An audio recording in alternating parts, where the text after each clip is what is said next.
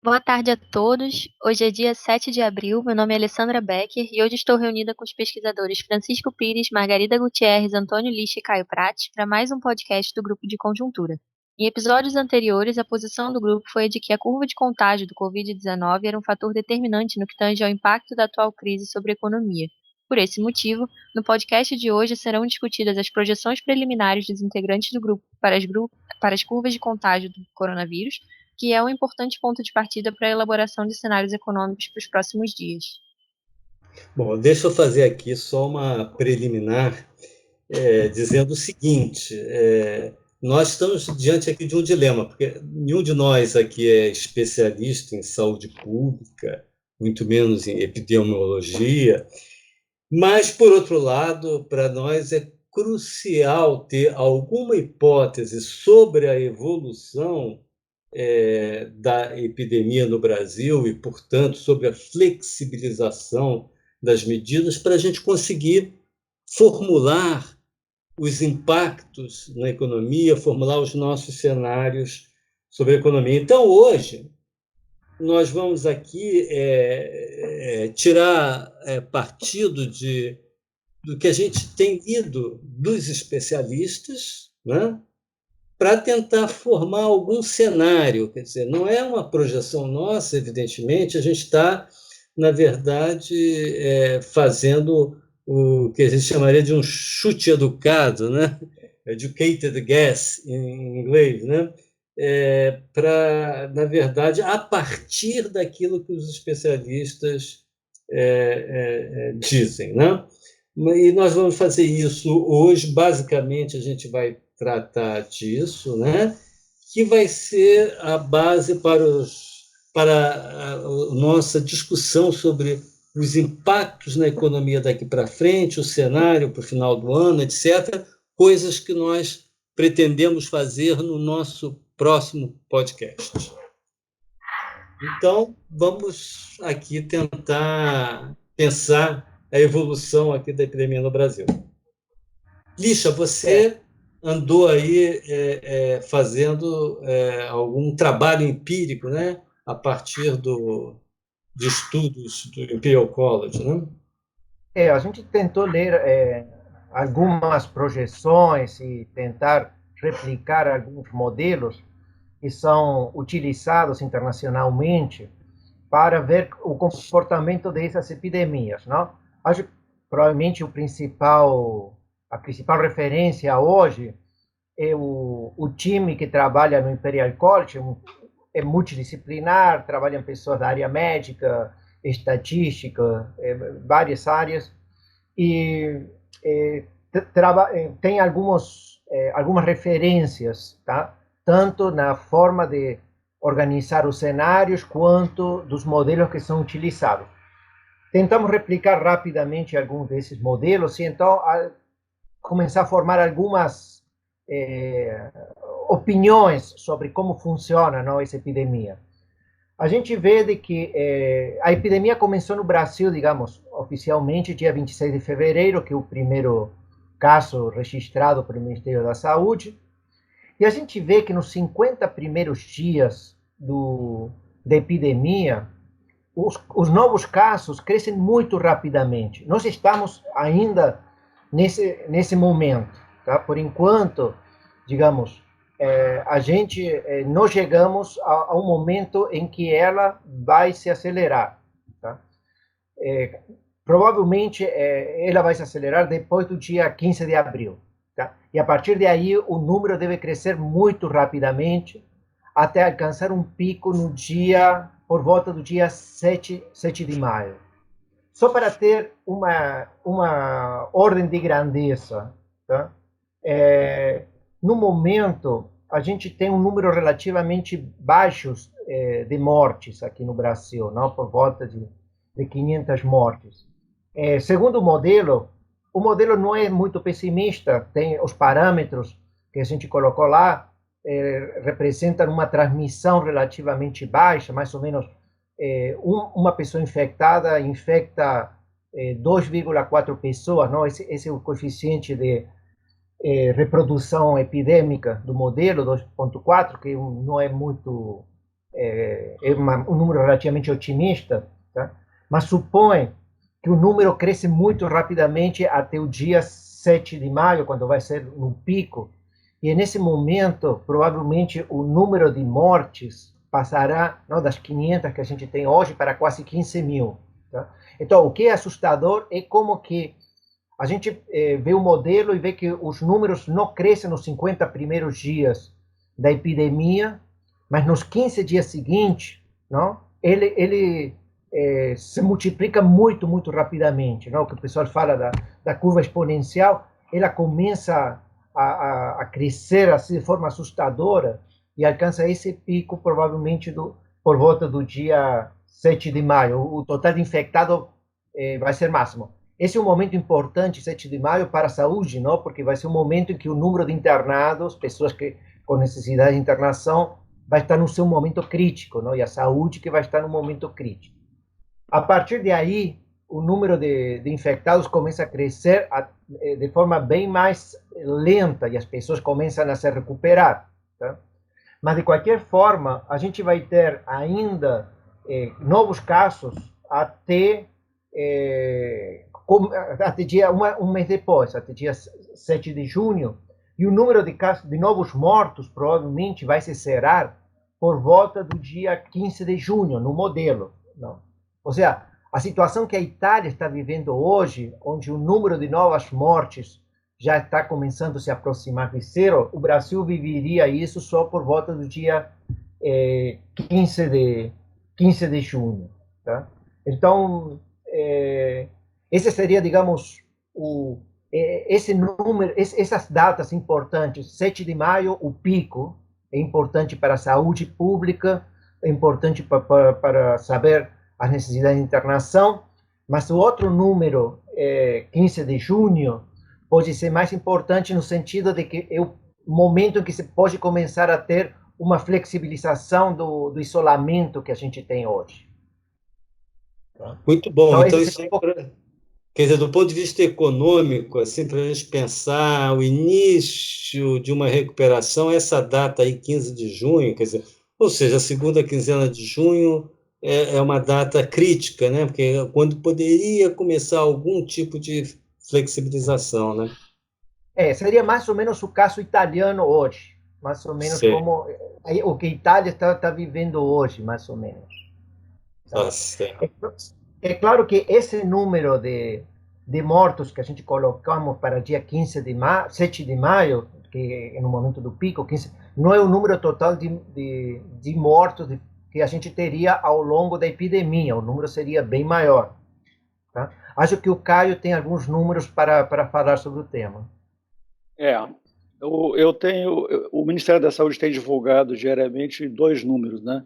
O número do total de casos confirmados e o número do total de mortes. Eu vou me ater ao número de mortes, até porque o número de casos confirmados eu acho um número mais complicado, inclusive deve crescer bastante agora com um aumento significativo esperado nas próximas semanas do número de testes no país.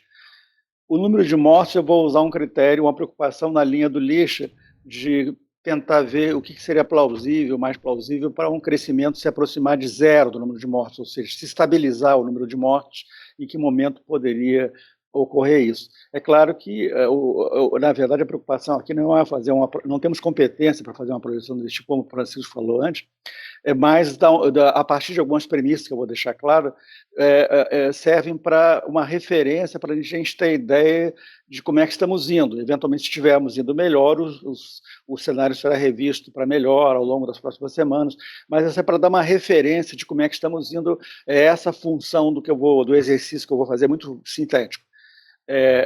Para a gente ter uma base de referência para pensar esse quadro desse momento onde a flexibilização do distanciamento social poderia se fazer de forma mais segura, que é quando o número de novos mortos se aproximar de zero. Na verdade, então, a primeira coisa é a taxa diária de crescimento do número de mortos que tem ocorrido ao longo dessa epidemia. Esse número é muito volátil, então eu preferi, em seguida, trabalhar com médias móveis, a taxa diária, mas em médias móveis de 4 dias, Ainda assim, a curva não mostrou uma tendência muito clara. Na semana passada estava parecendo que estava em queda, depois subiu, depois, agora no final voltou a cair nos últimos dias. O que parece ter uma tendência melhor, um dado que mostra mais claramente para onde estamos indo, é a taxa diária, mas em média móvel de 7 dias. E essa média móvel de 7 dias, na data de ontem, nos 7 dias encerrados, domingo, foi de 19,5%. A taxa média diária em 7 dias encerrados no dia 6. Só para referência, uma semana antes, nesse mesmo critério, a taxa estava um pouco acima de 24, perto de 24,5. Foi essa queda que houve em uma semana.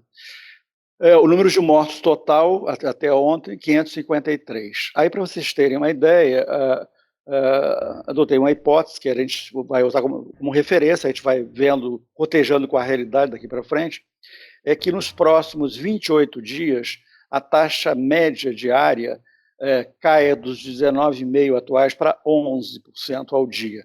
Isso seria compatível, por exemplo, com uma queda agora na primeira semana de 19,5% para 15% ao dia, depois na segunda semana para 12%, na terceira para 10%, na quarta semana para 8% ao dia. Para dar uma referência. Então, quando a gente está dizendo taxa média de 11% nos próximos 28 dias, pode estar implícito lá na última semana, na quarta semana a partir de agora, a taxa seria bem mais baixa do que isso. Com essa taxa de 11% ao dia, nós passaríamos de 553 mortes para 10.300 mortes daqui a 28 dias, portanto, no dia 5 de maio. Não muito distante dos 15 mil que o Lixa fez por contas completamente diferentes, para o dia 7 de maio. Supondo que nos 28 dias seguintes a 5 de maio a taxa caia de 11% ao dia para 5% ao dia, que já seria compatível quando chegar lá na última semana de maio, início de junho, com uma taxa bem baixa, tipo 2%, 3% ao dia, de aumento do número de mortes, nós passaríamos do número de mortes de 10.300, agora do dia 5 de maio, para 40.300. Por sinal, um número muito próximo da projeção mais otimista do Imperial College para o Brasil, que é 44 mil mortes nessa epidemia. Mas não, então chegaríamos na semana que se encerra em 2 de junho com um quadro em torno aí de 40 mil mortes. Mas já próximos caminhando para a taxa de crescimento zero, que a gente imagina que poderia ser um critério para uma flexibilização mais significativa da quarentena, se bem que sempre sujeita a idas e vindas, como é inevitável nesse mundo que a gente está vivendo, de desconhecimento sobre o vírus. Então, a ideia é essa. Caio, deixa eu só fazer uma observação sobre esse seu número, né? Que 40 mil realmente é um número que assusta, né? É um número que parece muito grande por todos os outros números que a gente tem visto, mas se a gente for, por exemplo, comparar com alguns países europeus, por exemplo, Espanha, Itália, França, que são países cujo número de mortos hoje já está se aproximando dos 15 mil, e como esses países, por exemplo, a Espanha tem menos de um quarto da população brasileira, a Itália um pouquinho mais de um quarto, quer dizer, isso aí em termos relativamente à população é mais do que as 40 mil mortes no caso brasileiro, ou seja, se a Itália e a Espanha com essa com esse número de mortos por habitantes tivessem a população brasileira, eles estariam com 60 mil mortos, 70 mil mortos até agora. Então, esses 40 mil não parece assim um número muito tão grande assim, quando a gente olha o que está acontecendo. Ainda que seja chocante, eu acho que não está muito na cabeça das pessoas, da população de um modo geral, porque a gente está partindo de uma situação atual onde ainda não houve aquilo que o Lixa falou, de um crescimento exponencial significativo. A coisa vai empinar a partir de agora. Nós estamos falando de ontem fechou com 553 mortes no total. Então, nós estamos falando de uma disparada ainda significativa, mas nesse cenário que eu fiz, como eu disse sempre, tem sempre uma queda expressiva, semana a semana, das crescimento do número de mortes. A gente está supondo que as medidas de distanciamento social estariam funcionando para isso, para reduzir de forma expressiva a coisa. Esse número é óbvio que é só para dar uma referência, para a gente ter ideia se for muito melhor do que isso, é porque houve uma queda muito mais rápida da taxa de crescimento de mortes diária. Pode ocorrer, tomara que ocorra. Então, esse número serve apenas como uma referência, e não como uma projeção que a gente possa postar nossas fichas, até porque a gente não tem competência para isso. Mas eu acho que é uma referência para a gente ter em conta. À luz também levando em conta o ritmo de queda dessa taxa média diária de 7 dias que eu venho observando aí nos últimos dias que eu passei a trabalhar, fazer esse tipo de conta. Tá bom. Vamos, então, deixar para a semana que vem comentar, então, os impactos desses cenários para a saúde sobre a evolução da epidemia para a economia. Eu gostaria aqui antes de me despedir aqui, recomendar aqui um texto que saiu na revista Economist. A gente sempre tem aqui feito referências, estudos, etc. É um texto muito interessante, né? Economist dessa semana, né?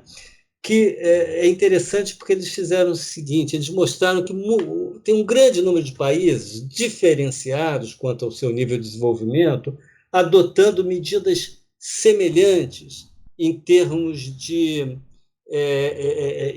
rigidez, em termos de severidade, né? Nessa questão do isolamento social, etc., etc.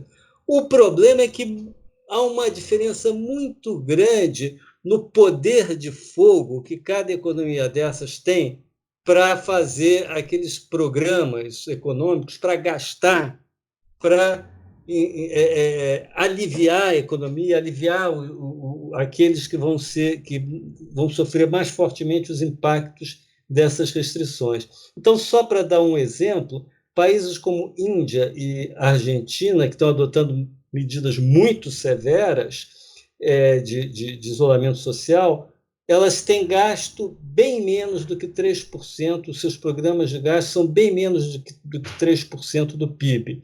Enquanto que Estados Unidos, Japão, Grã-Bretanha, países cujas medidas são até um pouco menos severas do que desses dois países que eu falei, estão gastando mais de 10% do seu PIB com medidas de alívio alívio econômico, né? Para todas aquelas empresas e pessoas afetadas pela epidemia.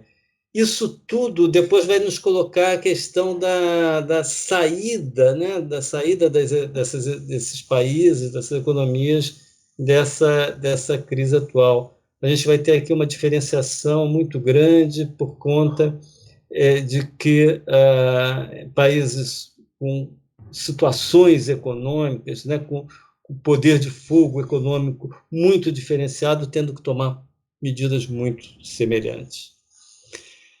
É isso aí, gente. Até a próxima terça-feira. Um abraço.